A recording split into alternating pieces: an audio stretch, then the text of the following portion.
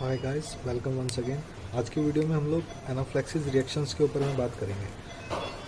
एनाफ्लेक्सिस reactions क्या होता है और क्यों जानना ज़रूरी है। सबसे पहले तो जितने भी हेल्थ केयर प्रोफेशनल्स हैं, न्यू कमर डॉक्टर्स, न्यू कमर नर्सेज और जितने भी हेल्थ केयर स्टाफ है, उनको इस बारे में विशेष रूप से जानना ज़रूरी होता है, क्योंकि वो डायरेक्टली पेशेंट्स के ट्रीटमेंट में इन्वॉल्व रहते हैं।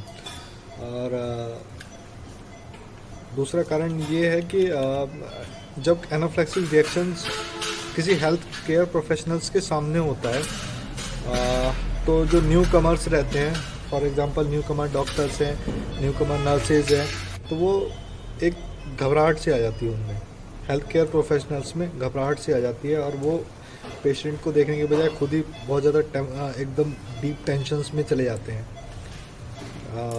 जिसके कारण उनका जो हेल्थ केयर प्रोफेशनल्स है उन्हीं की तबीयत जो है डामाडोल हो जाती है। तो सबसे पहले जान लेते हैं एनाफ्लेक्सिस रिएक्शंस क्या होता है। एनाफ्लेक्सिस रिएक्शंस में कुछ भी हो सकता है। फॉर एग्जांपल, आप किसी पेशेंट को इंजेक्शन लगा रहे हैं, कोई इंजेक्शन लगा रहे हैं, और वो अचानक से जो काम के लिए इंजेक्शन लगा है वो काम ना करके अचानक से रिएक्ट हो जाए मतलब पेशेंट में ट्रबल सिचुएशन आ जाए। ट्रबल सिचुएशन में कह सकते हैं उसको सांस लेने में दिक्कत आ जाए, हैवी एलर्जी हो जाना, हैवी एलर्जी आ जाना, पूरे रेड स्पॉट्स आ जाना पूरे स्किन पे, और स्वेटिंग चालू हो जाना, पेशेंट को अचानक से बीपी का लो हो जाना, हार्ट रेट तेज़ हो जाना, चक्कर आ जाना, बेहोश हो जाना, अचानक से एकदम घुटनपन महसूस होना। तो ये सब सिम्टम पेशेंट में आ जाते हैं। ये सब सिम्टम देख के सामने जो आपको ट्रीट कर रहा है उसकी भी हालत बिल्कुल एकदम बिगड़ जाती है कि अरे मैंने तो किस चीज़ के लिए करा था और हो क्या गया। तो समझ में आ गया, एनाफ्लेक्सिस रिएक्शंस मतलब एडवर्स इफेक्ट कर जाना किसी चीज़ का, और जिसके प्रति बॉडी का इम्यून सिस्टम एकदम क्विक रिस्पांस देता है, तो उसको एनाफ्लेक्सिस रिएक्शंस कह जाते हैं। तो इसका सब अब आ जाइए मैनेजमेंट में। इसको पहचान लिया, अब इसका मैनेजमेंट करना बहुत ज़्यादा जल्दी मैनेजमेंट करना इसका बहुत ज़्यादा ज़रूरी है। इसलिए ज़रूरी है क्योंकि अगर आप छोड़ देते हैं देख के, तो हो सकता है डेडली कंडीशन है एनाफ्लेक्सिस रिएक्शन, मतलब इसमें डेथ तक हो सकती है। तो इसीलिए इसको जो है क्विकली लेना होता है। क्विकली कौन लेगा? जिसको पूरा टर्म्स एंड कंडीशन सब पता है कि इसमें ये होता है, इसमें ये होता है। तो हेड ऑफ स्टाफ को समझाना भी चाहिए जो एनाफ्लेक्सिस में क्या क्या हो जाता है। हम लोग भी समझाते हैं, जो हमारे स्टाफ है उनको बताते हैं कि अगर कोई इंजेक्शन रिएक्ट कर जाए, मैं खुद से समझाता हूँ, अपना जितना भी स्टाफ है सबको समझाता हूँ कि ऐसा भी होता है कि इंजेक्शन रिएक्ट कर जाए और ये कंडीशन आ जाती है, तो आप क्या करेंगे। सेम ऐसे मैंने बोला ना, सबके साथ में होता है शुरू में, क्योंकि प्रैक्टिकली तो आदमी पढ़ के आता है, वो प्रैक्टिकली एकदम से तो नहीं देख लेता है कि इसको हुआ, देख लिया तो चलो ठीक है।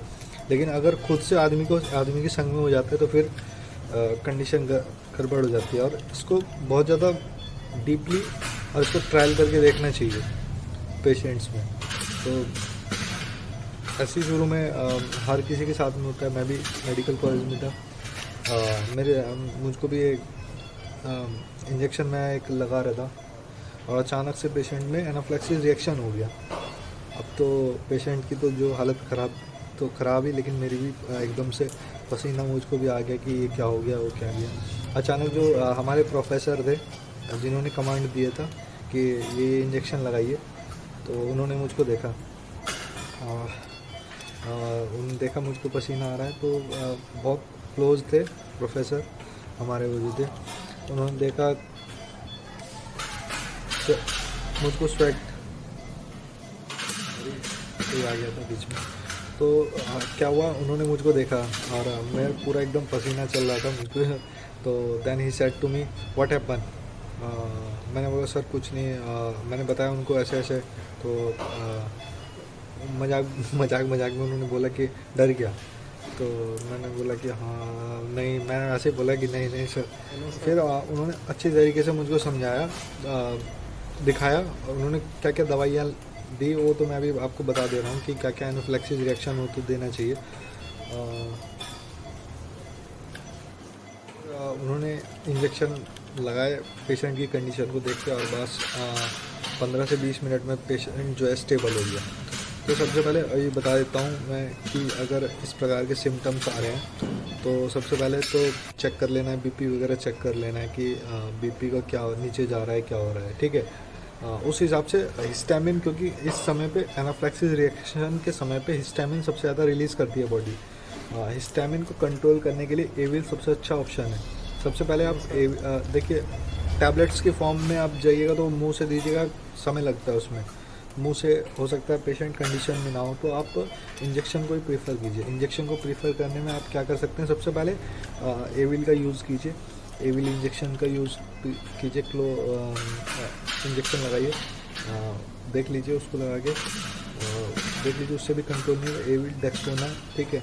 उसके बाद कोर्टिकोस्टेरॉइड्स आते हैं, वो दे सकते हैं, उनके स्टेरॉइड्स के इंजेक्शन दे सकते हैं। उसके बाद में आप जो है अगर फिर भी कंडीशन कंट्रोल में नहीं आ रही है तो फिर आगे में एपिनेफ्रिन का इंजेक्शन लास्ट में जो सबसे बेस्ट होता है एनाफ्लैक्सिस रिएक्शन में, ये दे सकते हैं। तो इस सब करने से, लेकिन शुरू में एकदम से आप पेशेंट को देख लीजिए रिएक्शन हो रहा है, बस ये सब कर दीजिए और पेशेंट अपने आप ऑटोमेटिकली स्टेबल हो जाता है थोड़ी देर में।